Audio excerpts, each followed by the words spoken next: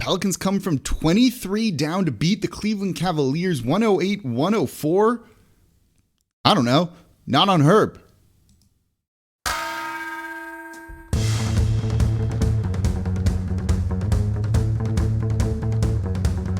You are Locked On Pelicans, your daily New Orleans Pelicans podcast. Part of the Locked On Podcast Network, your team every day.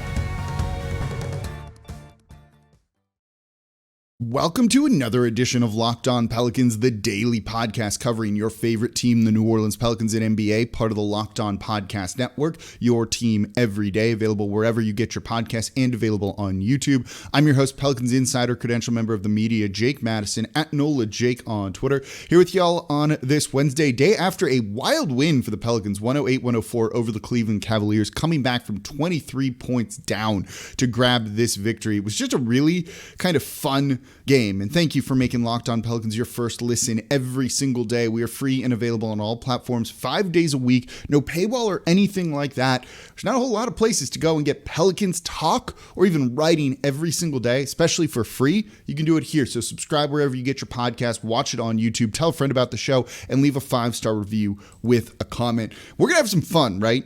I know you're tuning into this one today because you are excited. I was excited. It takes a lot to get me ready and amped after one of these games now, after watching so much terrible basketball for so long covering this team. That was an awesome game. That was such a fun game and the type of thing you really want to root for. And the Pelicans, man, just fought all game in this one, right? Down 23 to the Cleveland Cavaliers. And this was the definition for both teams, I think, of next man up, right? No Brandon Ingram, no Zion Williamson, no Josh Hart, who's been excellent, right? No Nickeil Alexander-Walker in this one. There's more players. And the Pelicans are just it's okay. We're down 23, whatever. We'll come back. We can do this. And they did it. That's an incredible thing. Down your best players. Down your best players, other than Jonas Valanciunas, who returned for this game. You could have just packed it in. You could not have tried hard at all, and no one would have cared. Everyone would have left at halftime. No one would have faulted you, right? This was the easiest game to mail in that you can possibly get. And in years past, the Pelicans probably would have done that. Under Stan Van Gundy, that happened way too often. But not under Willie Green, and not with this team. These guys fought next man up, right? You have guys that you don't really know much about because they haven't been on the team very long, like Gary Clark starting at power forward in this one. Jared Harper is a call-up from the G League on a two-way deal. He was excellent in this one, contributing, scoring 7 points. You have a lot of guys just rising to the occasion. I'm going to say really nice things about Garrett Temple in this one. We'll get to that one in the next segment, or the third segment, because they fought, right? That's what you want to see. And Herb Jones, oh my God, how good was he, right? And we'll talk about him in the next one where we really get into his game. But look, Willie Green is clearly getting through to these guys. They might not be the most talented team out there, particularly without Zion and without Brandon Ingram. And they were 0-8 without Brandon Ingram, by the way.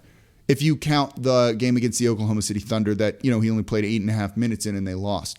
They hadn't won a game basically without him all season long. They were down 23. That number easily could have gotten to 9. And they didn't want to let it. I think part of it is these younger guys, the guys like Garrett Temple who are older, a lot of these guys have nothing to lose, right? Why shouldn't Jared Harper go out there and shoot and play, balls out basically the whole time? There's no reason not to. He's got nothing to lose. Worst case is he goes back down to the G League. What for him, whatever, right? The moment was never going to be too big for some of these guys because again, you've got nothing to lose. And you have Willie Green who gets the most out of these guys on a nightly basis. And it was a sight to behold. And that's why he managed to come back from 23 down.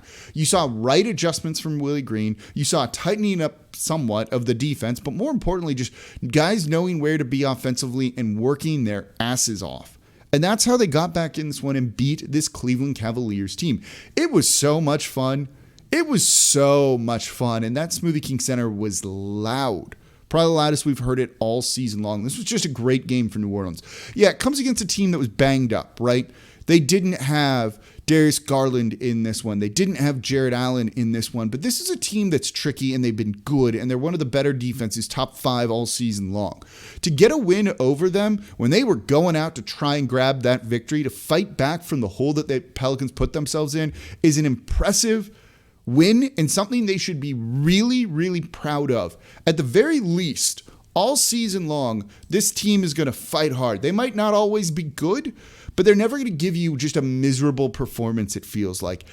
There's something to be said for that. That's an easy team to root for and an easy team that you can get behind, and I think Willie Green deserves so much credit for that. He's gotten through to these guys. He coaches them up, right? The exact opposite of what Stan Van Gundy did. Credit to the team for moving on from Stan Van Gundy, bringing in the right coach who's done wonders for this team. So let's get into the individual play of these guys coming up, because Herb Jones, freaking awesome. Like, there's not enough superlatives that you could use for the game he had. Like, I don't want to be too hyperbolic with it, but I don't think I actually am if you really watched him play and saw how good he was in the game last night. So let's talk about him coming up here next in today's episode of Locked On Pelicans. Before we get to that, though, today's episode of Locked On Pelicans is brought to you by TrueBill. Do you know why free trials renew without your consent? It's a business scam that's out to get you, so don't let greedy corporations pocket your money. Download TrueBill to take control of your subscriptions. TrueBill is a new app that helps you identify and stop paying for subscriptions you don't need, want, or simply forgot about. And on average, people save up to $720 a year with TrueBill. Because companies make subscriptions hard to cancel, TrueBill makes it incredibly easy. Just link your accounts and TrueBill will cancel your unwanted subscriptions in just one tap. And TrueBill has over 2 million users and has helped save them over $100 million.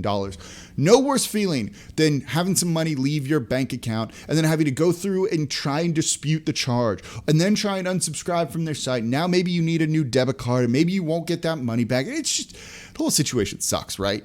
Put your subscriptions into TrueBill, cancel all of these things in one tap. Don't deal with the hassle of it. TrueBill is going to make it that easy. So don't fall for a subscription scam. Start canceling today at TrueBill.com/LockedOnNBA. Go right now, TrueBill.com/LockedOnNBA. It can save you thousands a year. TrueBill.com/LockedOnNBA.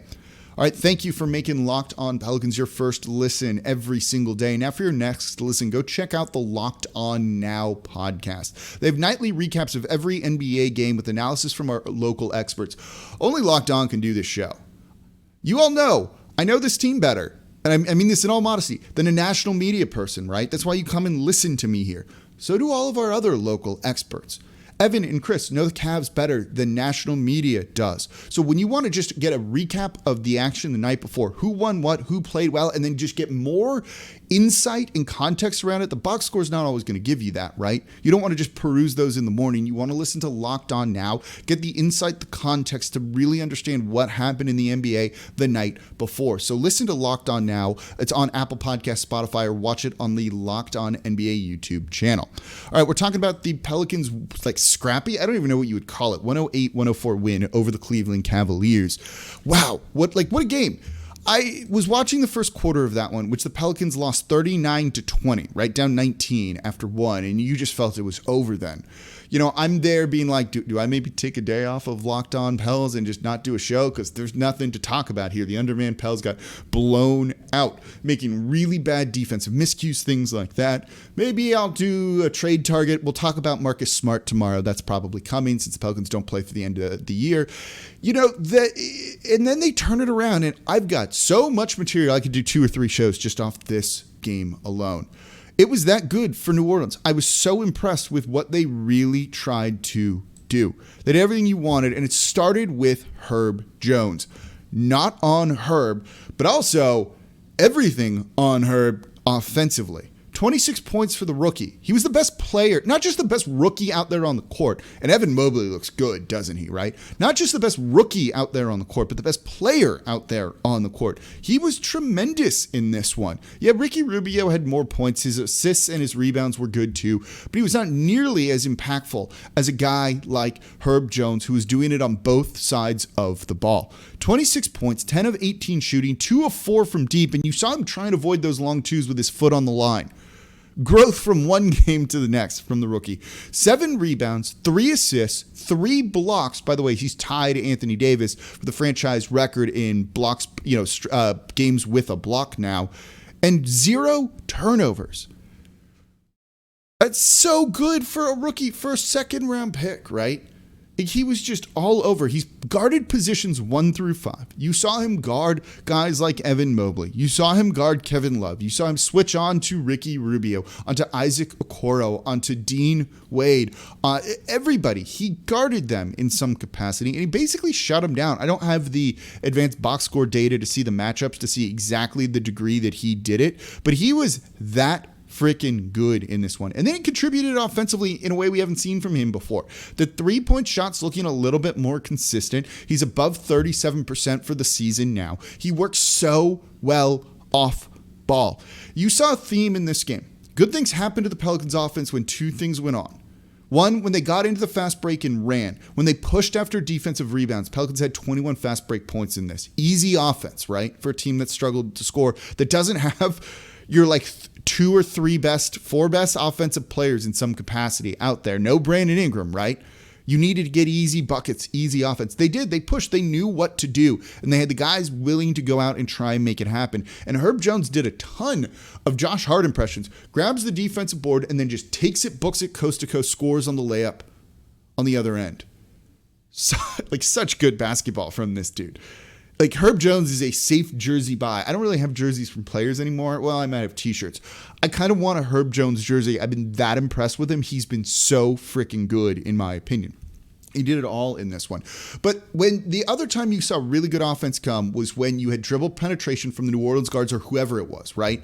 Guys attack, and then what Herb does is just fills the gap behind him. So you have a guard, baskets here, right? Top of the things here. They drive and attack. There's this vacuum behind them. Herb standing over here, and then comes and fills that. So guard just turns around and can toss it to him. Or the guard hits there, realizes he can't score, dribbles to the corner now. He can pass the ball to Herb, who's cutting down. He gets the bucket. It's an easy 2 points. You saw so much of that from him in this game, just working everywhere. Again, you can throw more superlatives out there, and I think they are deserved in this game. As much flack as I give David Griffin, he deserves so much credit for what we've seen from Herb Jones and drafting that guy in the second round. And then credit to Willie Green for wanting to start that guy and play that guy because he was the difference maker in this game.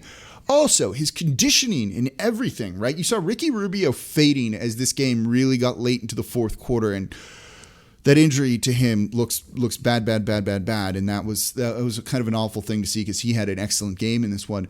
And you saw Herb Jones be fine, not winded, willing to go out there and play all of those minutes. And he did it, 36 and a half. And this is on playing a ton of minutes as the season's already gone on. Right, he's young, he's 22, should be able to kind of do some of that. But, still, right? To be able to kind of handle that and to give all of that effort on the defensive side of the ball, fighting through screens, running around, and then working off ball and not just kind of standing in one place. Man, testament to Herb, who's got a motor that just never really stops. And he was the difference maker in this one and the biggest reason why the Pelicans won. Also really good in this one, Jonas Valanciunas, 15 points, 10 boards, grabbed basically the game-sealing defensive rebound after Jaxson Hayes had a defensive miscue, but Jaxson had a good game. We'll talk about him coming up next, and Garrett Temple too. Valanciunas grabbed that defensive board. Nice to have him back out there. Not as impactful as you would have liked to have seen, but they got to do some funky things with him and use him in different ways, and I really like that. You saw him and Jaxson Hayes out there together. Jaxson playing the 4. That's what I want to talk about coming up next too. He was good. Again, to put up a double-double like that on 4 of 11 shooting, he was getting to the line. He was making the majority of his free throws, 6 of 8. He drilled a 3 when he was just left wide open up there as that trailing man in transition, fast break points. It was great. Good game. Loved what you saw from Herb Jones and Jonas Valanciunas. And Herb Jones, best player on the court in this game. Not just best rookie, best player overall. So coming up, let's talk about Garrett Temple. Let's talk about Jaxson Hayes. Let's talk a little bit about Jared Harper, who had a little mini takeover out there too. As I said, this was a fun game, and I could go for days on this one. So let's talk about it all coming up here next in today's episode of Locked On Pelicans. Before we do that, though, today's episode of Locked On Pelicans is brought to you by BetOnline. BetOnline has you covered this holiday season with more props, odds, and lines than ever before as football continues its march through the college bowl season, and you've got the Pro football playoffs right around the corner. So BetOnline remains your number one spot for all the sports action this season. So head to the website or use your mobile device to sign up today and receive your 50% welcome bonus on your first deposit. Just use our promo code LOCKEDON to receive your bonus. Whether it's basketball, football, NHL, boxing, UFC, right to your favorite Vegas casino games. Don't wait to take advantage of all the amazing offers available for the 2021 season. I love the player props. It's going to probably be a good move to start taking the over on Herb Jones points. So BetOnline is the fastest and easiest way to bet on all of your favorite sports. Don't wait to take advantage of all the new amazing offers available. BetOnline.ag, BetOnline, where the game starts. Today's episode of Locked On Pelicans is also brought to you by Built Bar. It's the new year, so that means New Year's resolutions. And if yours is about getting fit or even eating healthier, make sure you include Built Bar in your plan. Built Bar is the protein bar that tastes like a candy bar, maybe even better than a candy bar. And Built Bar makes it easy to stick to your resolution because it tastes so good, you'll want to eat one of these. Unlike other protein bars, which can be chalky or waxy or sometimes taste terrible like a chemical spill. I've had some that are kind of very metallic before. I hate it. So if you want to eat healthy, but it just gets boring, by like week 3, you might be thinking, this is just not worth it. Where's the chocolate? Well, Built Bars are covered in 100% real chocolate. And most Built Bars contain 130 calories, 4 grams of sugar, 4 grams net carbs, and 17 grams of protein. Compare that to a candy bar, which is usually around 240 calories, 30 grams of sugar, and dozens of net carbs. So for the new year, get all of the Built Bars and make yourself stick to your New Year's resolution. And even if you're not using them for working out, I eat one of these things for lunch, basically, when I don't want a heavy lunch. I grab one of these. They're good for you. They're delicious. I look forward to it. And I'm not weighed down by a heavy lunch trying to do all my work after that. And there's so many delicious flavors to choose from. Coconut almond, peanut butter brownie, cookies and cream, salted caramel, one of my favorites, mint brownie, and many more. And they're always coming out with new limited time flavors. So check out Built.com often to see what's new. Go to Built.com, use promo code LOCKED15 to get 15% off your next order. Again, use promo code LOCKED15 for 15% off over at Built.com. All right. Thank you for making Locked On Pelicans your first listen every single day. We're free and available on all platforms 5 days a week. Where are you getting that? Nowhere else. Subscribe to Locked On Pelicans wherever you get your podcasts. Leave a 5-star review. Leave a comment on YouTube. Tell me, what's your superlative for Herb Jones and how he played in that win over the Cleveland Cavaliers? Again, he was so good. So subscribe wherever you get your podcasts and on YouTube as well. And thank you for making Locked On Pelicans your first listen every single day. So continuing to talk about that win, 108-104, probably one of the more fun games we've watched in a while. The Smoothie King Center was rocking. Definition of next man up. And like, these guys did it, right? Jaxson Hayes, who's been bumped out of the rotation, is getting a couple of spot minutes here and there because Jonas Valanciunas was out for 2 games. Made the most of them in this one. You know, he was not scoring a ton, right? Just 2 of 4 from the field, 7 total points, but he got to the line, he made those, and he worked well off ball. He really tried to impact the game. He set a pick, I think it was for Devontae Graham, then rolled hard to the basket.